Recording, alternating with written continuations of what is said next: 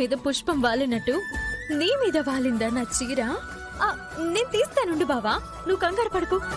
అసలే నువ్విచ్చిన చీర చిరిగిందంటే మనసు తట్టుకోలేదు.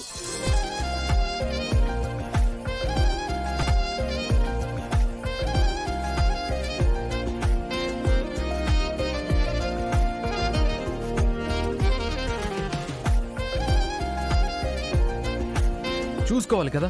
ఏం చూసుకోవాలి? చీరిటు రాకుండా చూసుకోవాలి కదా అని అంటున్నాను. ఈ మాట నాకు కాదు, గాలికి చెప్పు, వింటుందేమో.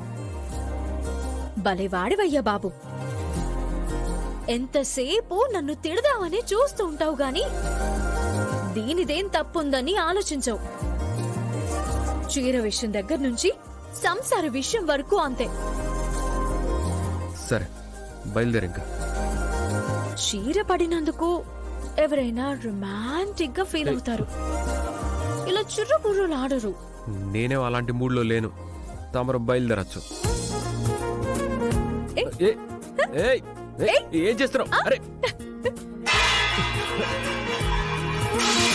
ఏంట్రా శబ్దం?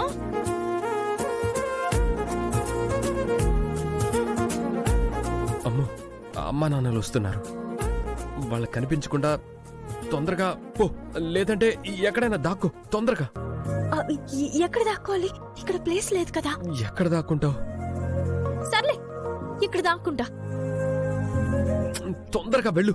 వెళ్తున్నాను కదా.